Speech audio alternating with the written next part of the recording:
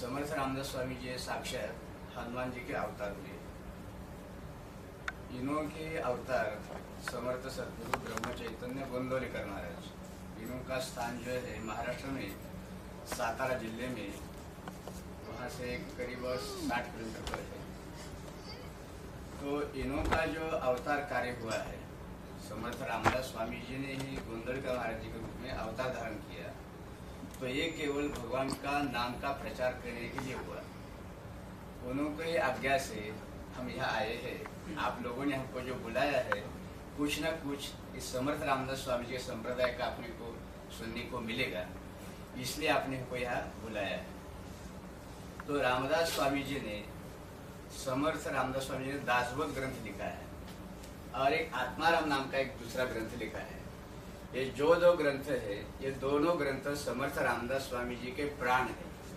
उन्होंने स्वयं ने कहा था, मैंने शरीर छोड़ा है इसलिए आपने बुरा मत मानना, अपने सभी शिष्यों को कहा था जाने के पहले, निर्वाण के पहले। तो ये जो दो ग्रंथ है, ये रामदास स्वामी जी के प्राण है। तो इसमें उन्होंने अध्यात्म के प्रति पूरा उपदेश किया है। अपने को देह बुद्धि से आत्मबुद्धि को कैसा जाना है, इसका मार्ग उसमें उन्होंने बताया है। तो अपना हर का जो स्वरूप है, वो स्वरूप कौन सा है, जो अपन जो समझते हैं, मैं इतना पढ़ा हूँ, इतना ये गया, ऐसा हो, मेरा नाम ये है, ऐसा है, तो ये अपना स्वरूप नहीं है। अपना असली जो स्वरूप है, वो असली स्वरूप कौन सा है, इसके बारे में रामदास स्वामी जी ने दासबोध ग्रंथ में लिखा है। उन्होंने सभी प्रकार का ज्ञान बताया उसमें। ये बिल्डिंग कैसे तैयार करना, राजकारण कैसा खेलना है, वैसे कैसा चलना है, कैसा पढ़ना है, आदर कैसा रखना है, सभी के बारे में उन्होंने उसमें ज्ञान दिया है।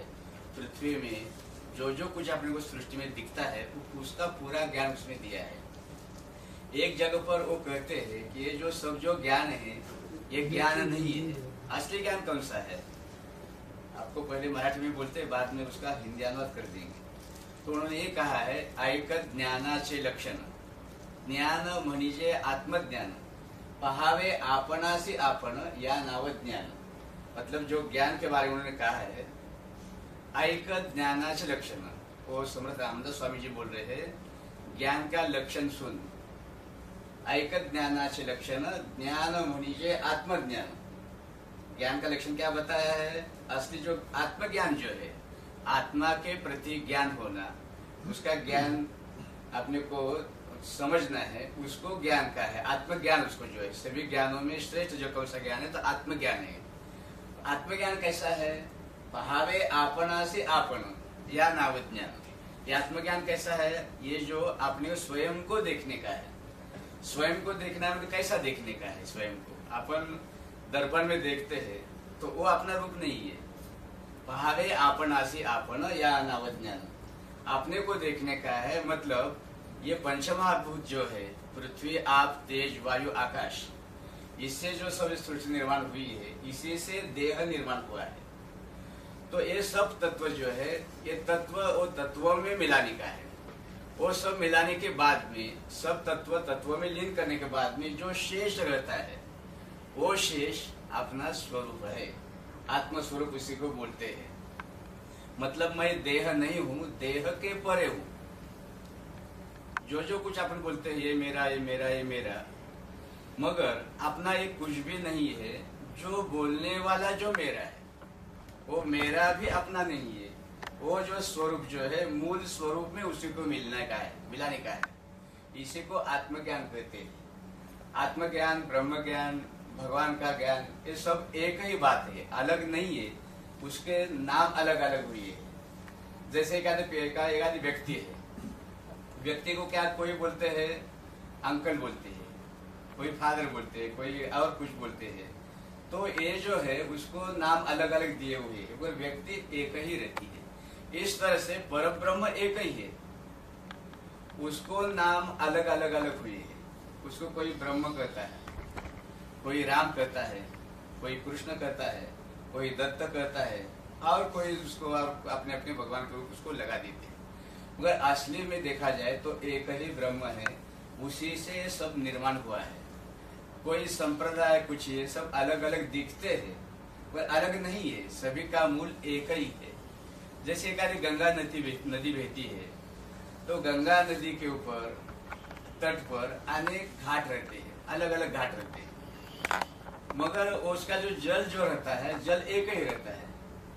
इस तरह से ब्रह्म एक ही है, तो उसको प्राप्त करने के लिए ये भगवान के जो नाम अभी तक धारण हुए है, उसके नाम अपना अलग अलग लिए है, तो एक वहाँ प्राप्त उस तत्व को प्राप्त करने के लिए आपने को किसी न किसी को एक को पकड़ना है, कौन से घाट पर अपने को स्नान करना है गंगा जी में।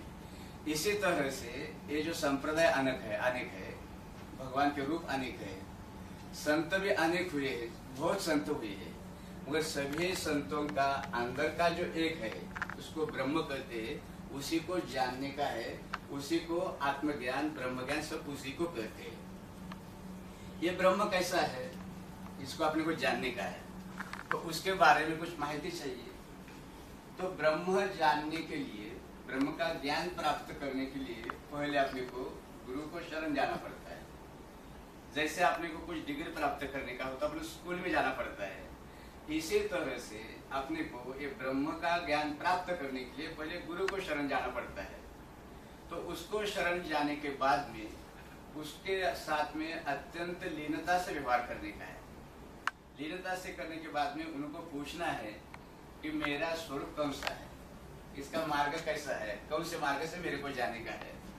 तो ये पूछने के बाद में, उसकी सेवा करने के बाद में अपने को वो ब्रह्म ज्ञान के बारे में गुरु महाराज बता देते हैं। तो उनके ऊपर पूरा विश्वास रखना चाहिए। विश्वास ही फलदायकम ऐसे बोलते हैं संस्कृत में।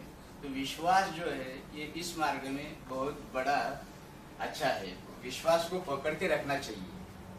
तो ये विश्वास जो है, विश्वास रखने से क्या होता है, जैसे देखो किसी संत ने कहा ये भगवान की मूर्ति है, राम भगवान की मूर्ति है, तो यही परम ब्रह्म है, तो इसी का आप ध्यान पूजन भजन सब करते रहिए, आपको भगवान का साक्षात्कार हो जाएगा, भगवान का दर्शन हो जाएगा।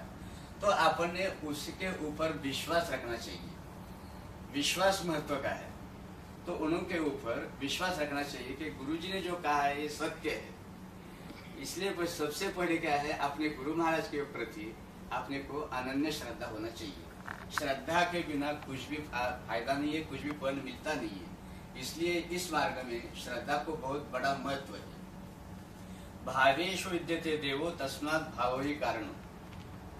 जो भगवान जो है भावना में बैठे हुए है। जैसे राम भगवान की मूर्ति आपको दिए पूजन करने के लिए, तो मूर्ति जो है पाषाण की रहती है या काष्ठ की या मृतिका की रहेगी, मगर उसमें जो अपन भाव जो डालते हैं, भाव में जो अपन उसमें रखते हैं, प्रतिष्ठित करते हैं, उसको महत्व है। उस भाव में भगवान है, वो मूर्ति में भगवान नहीं है, अपने भाव में भगवान है। तो अपने जो भाव जो है वो मूर्ति में डालकर अपने को भजन पूजन करने का है। इस विश्वास से अपन जब करेंगे तब अपने को अपने आप भगवान का साक्षात्कार हो जाएगा। समर्थ रामदास स्वामी जी ने कहा है, अपन जो श्रवण कर रहे हैं, श्रवण से अपने को बहुत बड़ा ज्ञान मिलता है। श्रवण मनन निज ध्यास, प्रचिति ने बाणता विश्वास, रोकड़ा साक्षात्कार सायास करने से मिलेगी। समर्थ रामदास स्वामी जी क्या कहते हैं, श्रवण, कौन से भी मार्ग में सबसे पहले श्रवण चाहिए। जैसे अपने को काशी यात्रा करने का है, काशी को जाने का है, तो काशी में जो गए हुए हैं, जो काशी का दर्शन करके आए हैं, उसी को पहले अपने को मिलना है, उसके पास में जाना चाहिए, उसको पूछना चाहिए काशी का मार्ग कैसा है, क्या है। तो उससे अपने को श्रवण से मालूम पड़ेगा, वो अपने को बता देगा, उसको श्रवण बोलते हैं। तो श्रवण से अपने को मालूम पड़ेगा काशी को इस मार्ग से जाने का है। इस तरह से इस मार्ग में, परमार्थ मार्ग में, अध्यात्म के मार्ग में पहले सबसे गुरु को शरण जाना है, क्योंकि वो तत्व को उन्होंने प्राप्त किया हुआ है। इससे पहले गुरु के पास जाना चाहिए, उनको पूछना चाहिए कि मेरे को भी उस वहाँ जाने का है, तो मेरे को कैसा दर्शन हो जाएगा। इसको ब्रह्म जिज्ञासा कहते हैं।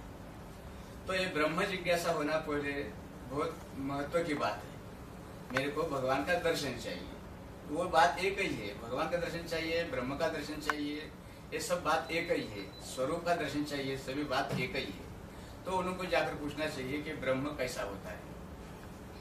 एक बार क्या हुआ, समर्थ रामदास स्वामी जी का नाम तो सभी को मालूम था। एक शंकराचार्य आए थे एक बार, कहाँ से, कर्नाटक से, महाराष्ट्र में सातारा जिले में आए थे। वहाँ से सज्जनगढ़ पास में पड़ता है।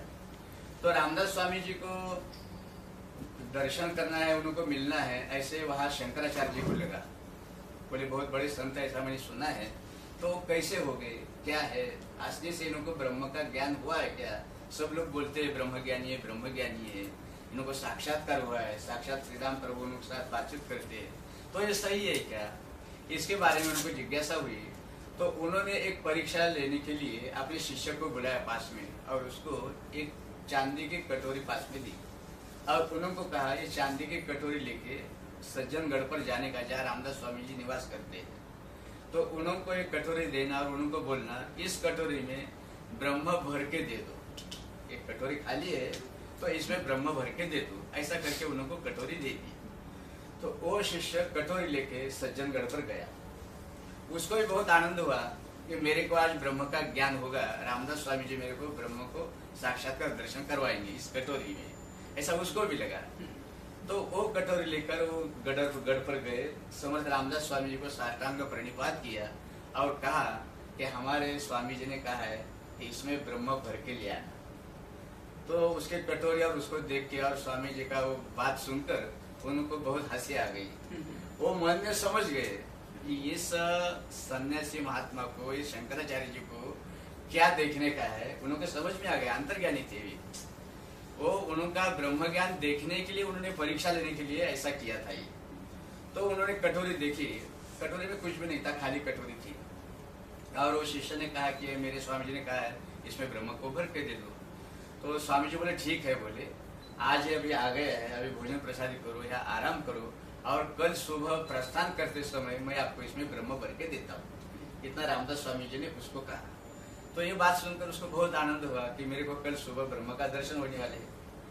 दूसरा दिन आ गया, उनसे नहा धो के आ गए, उनके पास में साष्टांग प्रणिपात किया और कहा कि स्वामी जी आप कल बोले थे कि मैं ब्रह्म देता हूँ, तो आप एक कटोरी ले दे दो ब्रह्म भर के। तो उन्होंने कटोरी हाथ में ली और वो क्या बोले, अरे बोले कटोरी तो भरी हुई है, एक कटोरी पहले ऐसा करो, एक कटोरी लेके जाओ आपके स्वामी जी के पास में और उनको बोलो एक कटोरी खाली करके दे दो, बाद में मैं ब्रह्म भर के देता हूँ। ऐसा उनको कहा। तो फिर वो कटोरी लेके वो शिष्य अपने स्वामी जी के पास में गया। जाते हैं स्वामी जी को दंडवत प्रणाम किया और बोले कि रामदास स्वामी जी ऐसा ऐसा बोले हैं। तो वो बात सुनकर, वो रामदास स्वामी की बात जो सुनकर वो शंकराचार्य के स्वामी जी के आंखों में आंसू आ गए।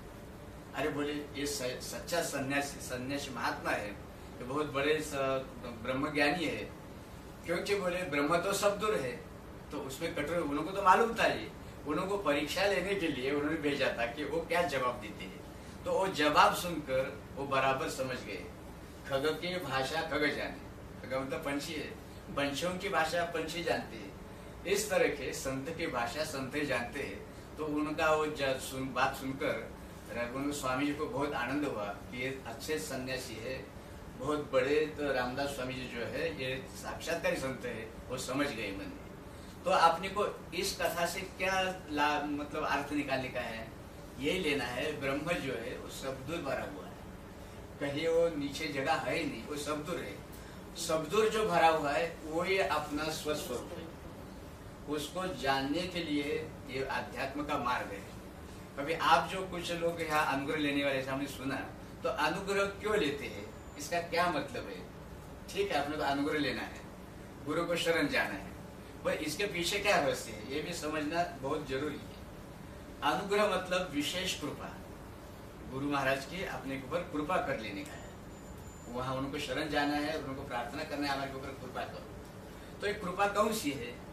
तो ये जो कृपा है, अपना जो मूल स्वरूप जो है, अपन माया में फंसे हुए हैं, माया में फंसने से अपना स्वरूप अपन भूल गए।